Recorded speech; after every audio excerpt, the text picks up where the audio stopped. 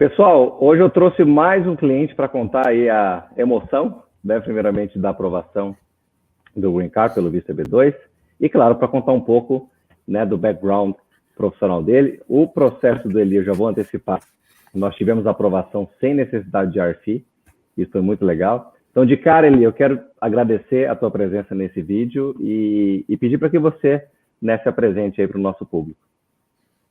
Olá, Wagner, tudo bem? Olá, pessoal que está assistindo. Obrigado pela oportunidade. Então, conseguimos a aprovação sem o RFE.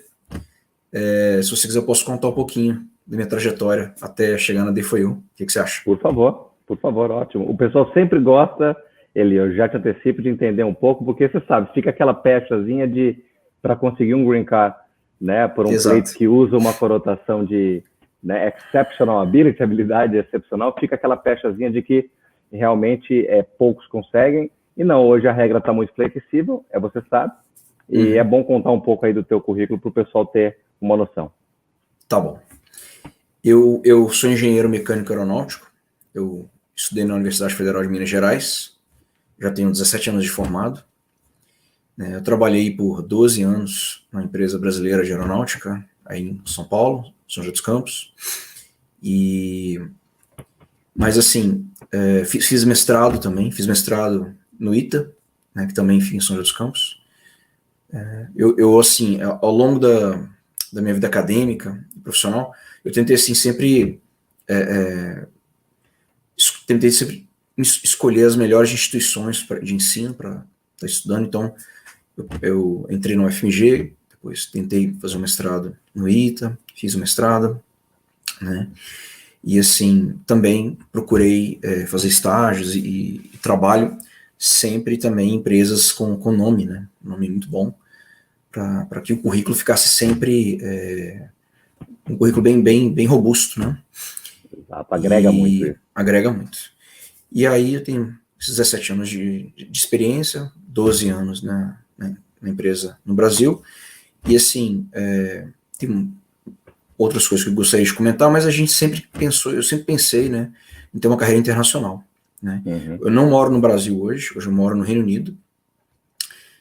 Quando a gente pensou que já estava passando muito tempo já, e a gente ainda não tinha feito aquele movimento, né, que é um movimento que tem que ter um pouco de coragem, né, tem que definir, falar, vamos ou não vamos, né?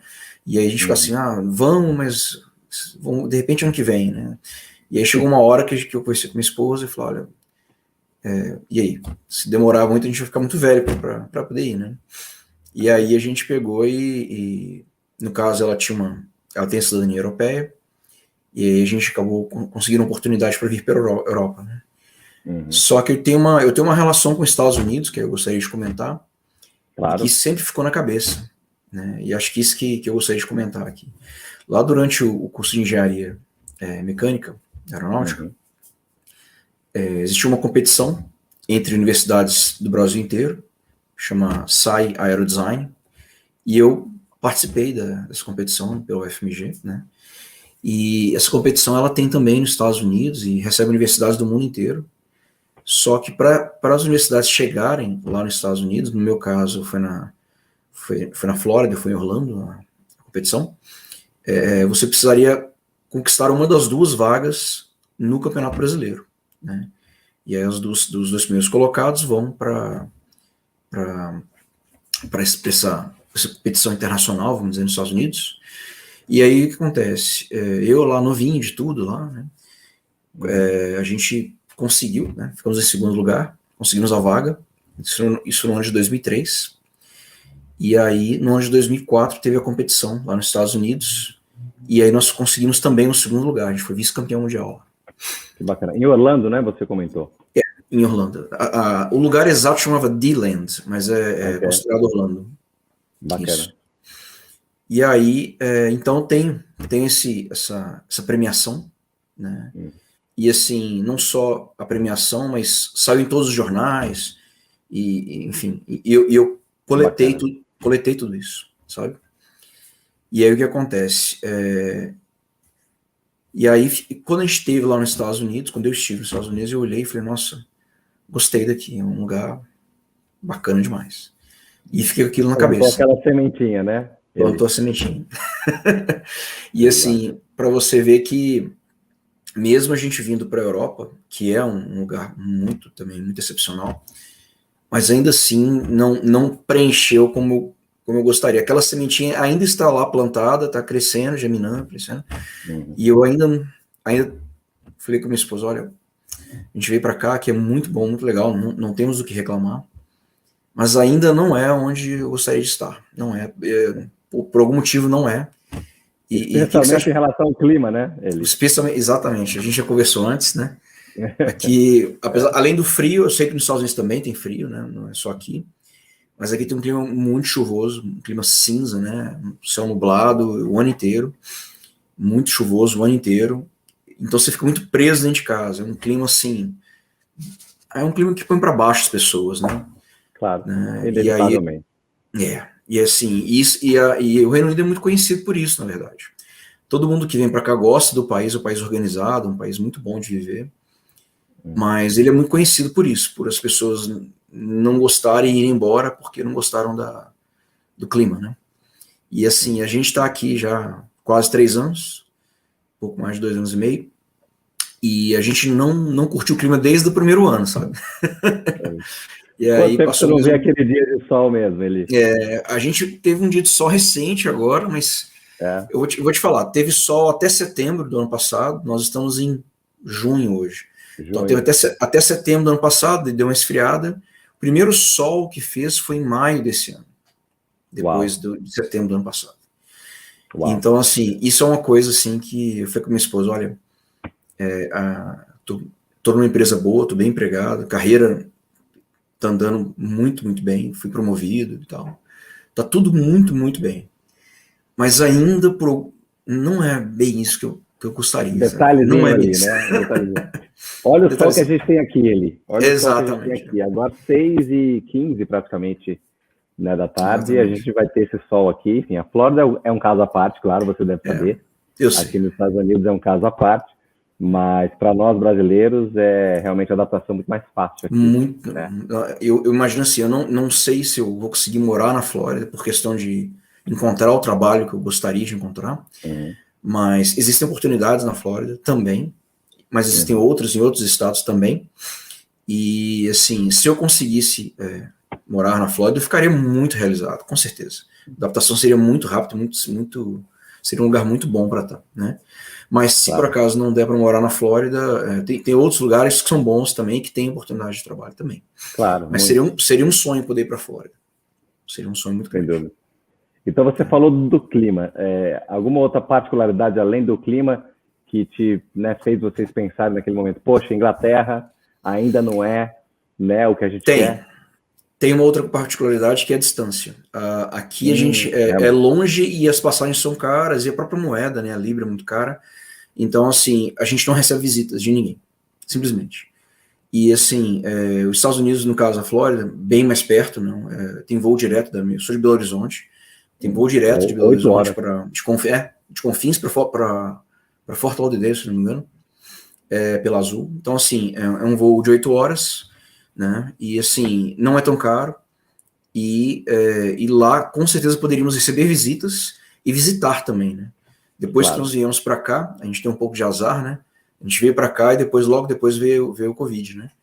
Então a gente não conseguiu visitar a família até hoje. Nós estamos aqui há 2 anos e meio sem visitar a família.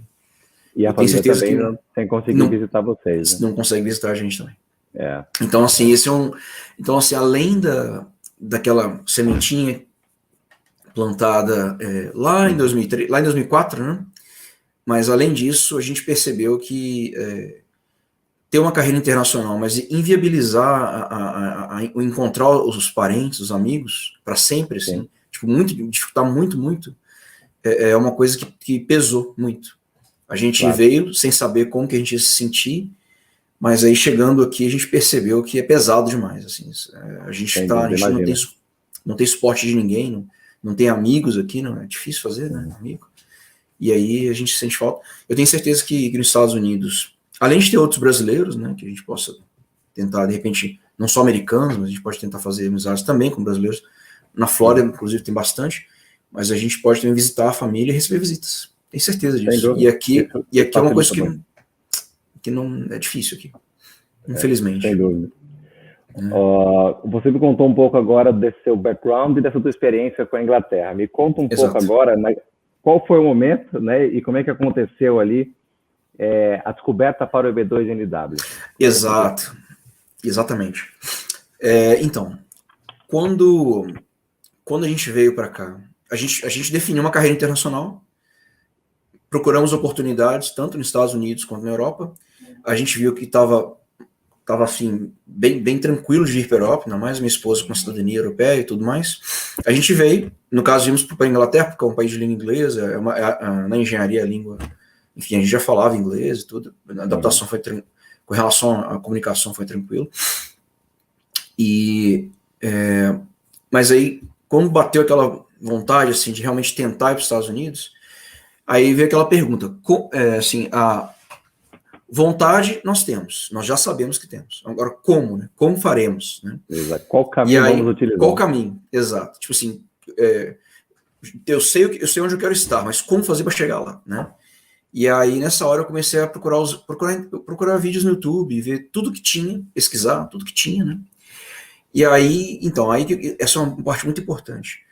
Eu comecei a ver relatos de pessoas que gastaram muito dinheiro e os seus processos não deram certo. E aí, muitos desses relatos acabavam em pessoas que encontravam a D4U e aí tentavam, assim, pela uma segunda vez, né? E aí deu certo. E aí esses relatos começaram a se repetir, sabe? Então, assim, eu comento com minha esposa que a gente foi abençoado, porque se a gente tivesse tentado ir um pouco antes, muito provavelmente a gente não iria encontrar a D4U e a gente ia acontecer a mesma coisa com a gente que aconteceu com os outros, né? Então, no nosso caso, o que acontece? A gente se beneficiou das histórias dos nossos companheiros, aí, dos nossos colegas que gravaram os vídeos e deixaram seus relatos, né? Das experiências, infelizmente, negativas, né? Exatamente, mas positivas depois, né? Claro. Então, o que acontece? A gente não precisou cometer um erro para aprender, a gente aprendeu com os erros dos que vieram antes da gente e percebemos qual era o caminho, melhor caminho, né? E aí, no caso, a D4U, o formato que a D4U tem, né, de ter seus especialistas em cada área, e o visto também, era um visto recente também, era um visto que 2 anos antes da gente tentar, ele estaria recém-inaugurado, ninguém ia ter, assim, ninguém ia colocar realmente ter credibilidade. Ainda em cima disso. Exatamente, não existiam resultados ainda. Então, assim, quando a gente decidiu procurar, já estava acontecendo os primeiros resultados das aprovações, né?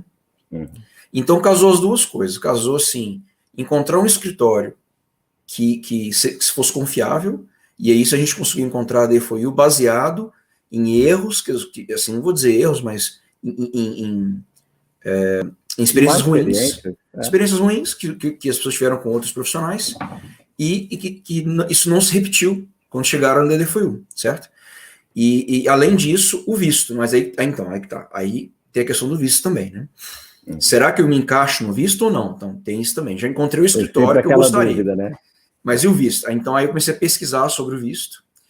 E por que eu comentei essa história do aerodesign? Por que eu comentei que fiz mestrado no ITA, né? Por que eu comentei que trabalhei em boas empresas, né?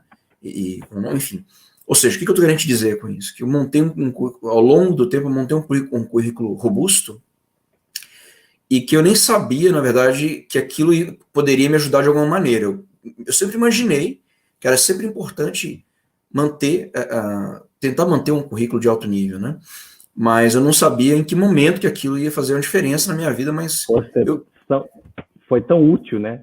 Exatamente. Mas assim, eu não sabia quando e se ia fazer uma diferença e quando ia fazer, não sabia, mas eu tinha uma esperança que um dia ia fazer uma grande diferença, sabe? E aí, quando eu vi o EB2NW e vi os requisitos do visto, eu falei, eu encaixo aqui, eu encaixo ali, eu encaixo acolá. E aí teve uma linha lá e falou, olha, você tem alguma premiação? Eu falei, nossa, cara, tem uma premiação também. Encaixa aqui também. Então, no final das contas, eu fui ticando as caixas, né? E eu era elegível, sabe? E aí eu chamei minha esposa, eu falei com ela, olha, vou marcar uma entrevista com a D4U pra gente ver se a gente começa esse negócio? Ela, mas é muito dinheiro e tal, não sei o que, e se der errado? Eu falei assim, olha, não vai dar errado. Sabe por que não vai dar errado? Porque ou já deu errado com outras pessoas. E elas vieram trazer as suas histórias, né? E eu já assisti todas essas histórias. E eu já vi casos parecidos com o meu, que deram certo. Por que deu certo para aquele e não vai dar para mim? Vai dar certo, sim. Exatamente. E aí nós marcamos a primeira entrevista, e aí, obviamente que como eu estou morando no Reino Unido, o que mais complicou, nesse caso, em relação a quem está no Brasil, foi levantar toda a documentação que precisa, muita coisa, e eu estou no Reino Unido, preciso da ajuda de pessoas lá do Brasil, né? Então até agradeço quem estiver me assistindo aí, que me ajudou, né? Gestores, colegas de trabalho, amigos, família, todo mundo que me ajudou com cartas, correndo atrás de documento, tudo. E assim, deu certo. Um pouco mais demorado por eu estar aqui, não estar eu mesmo fazendo isso, né? Mas no final deu certo. E assim, eu fiz questão de só aplicar, as meninas até passaram aperto comigo, fui meio perfeccionista nisso, mas só aplicar quando tivesse, sim, comprovado tudo que eu queria comprovar. Eu tinha um currículo, listei uma série de coisas, né? Aí tinha que ver a segunda parte comprovando todas essas coisas da lista, né? E aí eu falei, puxa, ainda falta comprovar mais umas 3 coisas. Aí, de repente, uma das meninas falou assim, eu acho que já tá legal. Eu falei, não, eu consigo comprovar isso aqui, pera um pouco. E assim foi, que eu vou correr dá mais um tempo. E vai dar tempo. E deu certo mesmo, consegui, mas demorou, realmente. E assim, o pessoal comenta que o período de aquisição dos documentos na ordem de 2, 3 meses, 4 mil, demorou mais de 6 meses. Mas é porque eu estou aqui, como eu já falei. Mas assim, o mais importante de tudo isso, bem construído, e aí, por isso, não houve um RFE, né? Acho que eles perceberam isso, como receberam o processo. E eu só tenho a agradecer a DFOIU, Wagner.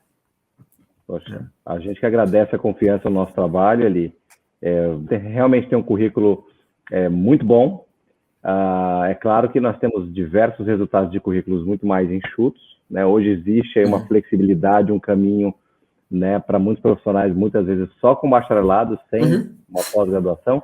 Muitos casos, inclusive, não sei se você já acompanhou, né, há pouco tempo atrás, apenas com cursos técnicos, ou seja, depende de uma série de fatores. Com uma grande experiência, né?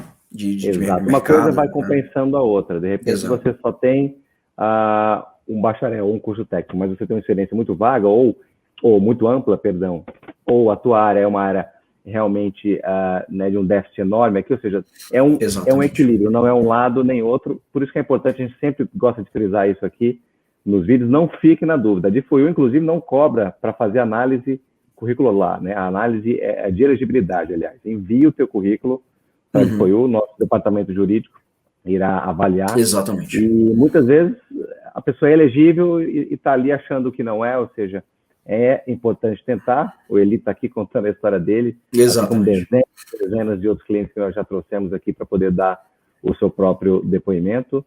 E eu só tenho a agradecer, Eli, pela confiança no nosso trabalho, né? E espero aí que você realmente em breve esteja aqui conosco. Sei que você está no Reino Unido ainda e deve ter tirado um Boeing das costas aí, né? Exatamente. Tirei, sim. Estamos super animados com a ida, né? Um comentário rápido que eu gostaria de fazer, que isso eu não vi nos outros vídeos, talvez ajuda quem está assistindo. A minha aprovação ela veio em abril, se não me engano, e nós já estamos em junho. Então, assim, eu estou agora atualizando as minhas vacinas, vai ter uma consulta médica, né? E depois vai ter também uma entrevista no consulado, né? E no meu caso vai ser o consulado de Londres, porque eu estou no Reino Unido, né? Então, assim, e tudo depende da como é que fala, assim, da agenda de Londres, assim, para ver se quão lotada ela é, quão demorado vai ser. Então, assim, a aprovação veio em abril, já estamos em junho e ainda não tenho notícias ainda de quando vai ser a entrevista. Então, assim, é claro que isso varia de país para país e no Brasil também. Nesse momento, especialmente. Exatamente, por causa do Covid. E agora a gente está, infelizmente, tendo uma terceira onda aqui, começando. Então está previsto a possibilidade de um lockdown em breve. Isso é uma coisa que entristeceu a gente um pouco, porque pode ser que demore mais ainda essa entrevista, né? Mas estamos na fé, estamos confiantes. Mas a mensagem que eu queria passar é essa, que depois que passa a aprovação, ainda tem mais um períodozinho aí que existe a parte dos exames médicos e da entrevista, e é só depois disso que você consegue realmente ter a janela de 6 meses para ir, né? E isso não era muito claro para mim quando eu assisti os vídeos, ninguém comentava disso, sabe? Ficava parecendo assim, você foi aprovado, já pode entrar nos Estados Unidos. Não. Tem uma etapa mais ainda, mas como é que eu digo assim, é só uma formalidade, pelo que eu entendi. Isso não vai inviabilizar o seu processo, exatamente. Não. A não ser em casos assim, muito extremos, aqui na Defoyu nunca aconteceu, por exemplo, um caso de uma fraude documental, no caso de alguma incoerência, né, se na hora da entrevista for perguntado algo e, né, respondido de forma diferente do que está no processo, esse tipo de coisa costuma gerar, sim, porque aí seria uma mentira. Exatamente. Ou seja, falha a verdade. Sempre. Exato, sempre. Então, ou seja, é só uma questão... Confia na Defoyu, que vai dar certo. Que bacana. Muito bom. Eu tenho muito a agradecer a vocês. Imagina. Vocês, as meninas todas. Eu não vou citar nomes aqui, porque senão eu seria injusto. Todas, né, você e a sua equipe inteira. Eu tenho muito a agradecer. Aquilo que eu vi nos vídeos, eu comprovei na prática quando eu tomei a decisão de partir para a primeira entrevista com vocês. E hoje eu posso dizer que esse é mais um dos vídeos elogiando vocês, né? Mais um da lista de um monte de vídeos de outras pessoas, né? E os meus elogios são os mesmos que as outras pessoas fizeram, com a felicidade de poder já ter chegado direto em vocês e não ter perdido aquele dinheiro todo com outros profissionais que aí, né? Graças a Deus a gente foi direto em vocês e graças a vocês deu tudo certo. Nós somos muito gratos. Muito obrigado. Que bom, imagina. A gente que agradece aqui o depoimento tão franco e espontâneo, né? A tua simpatia. Esse Green Card que está prestes a sair nada mais é do que fruto aí de anos e anos, né, desse teu empenho, estudo e trabalho como profissional. Foi claro, obrigação nossa fazer, né, essa intermediação da forma correta. Infelizmente no mercado, né, nem todos os escritórios têm esse cuidado e têm os resultados que a Defoyu tem. Acho que eu posso deixar agora nesse momento a modéstia um pouco de lado e dizer que o time é incrível. O time de fato é incrível e hoje a Defoyu é considerada por muitos, não sou eu necessariamente que estou falando, é considerada por muitos a melhor assessoria imigratória do segmento aqui nos Estados Unidos, por isso. Pelos resultados que nós temos, o volume, né, que nós temos realmente único no mercado. E te agradeço mais uma vez, obviamente, a presença aqui no vídeo de hoje. Com certeza, Wagner. Meu discurso aqui é para ajudar outras pessoas que tiveram as mesmas dúvidas que eu e que gostariam de fazer esse processo. E é o que eu falo, se vocês forem elegíveis, tem que ser elegível, claro, você tem que olhar, ver seu currículo, senão também, mas se vocês forem elegíveis ou não for por algum detalhe, até nisso a Defoyu consegue ajudar, né? Falar, precisa disso, daquilo outro, será que você não consegue fazer algo a mais? E aí, ou seja, as meninas orientam e assim, não precisem procurar outros profissionais, vai na Defoyu, vai ser muito bem recebido e atendido, com certeza. Nós fomos e a gente recomenda. Tá bom? Perfeito, Eli. Obrigado mais uma vez pelo depoimento. Espero encontrá-lo aí nos Estados Unidos, não sei quando, né? Claro. Mas espero, quem sabe esse ano ainda. Com o maior prazer. A equipe está te aguardando aqui para a gente dar um abraço, você comemorar aí junto. Vamos comemorar juntos, sim. Pessoal, esse foi o Eli Júnior, uma simpatia em pessoa, trouxe a história dele aqui para a gente. Fiquem ligados no nosso canal, nas nossas páginas, a gente está sempre trazendo novidades imigratórias e casos como o do Eli. A gente vai ficando por aqui, um abraço, até mais.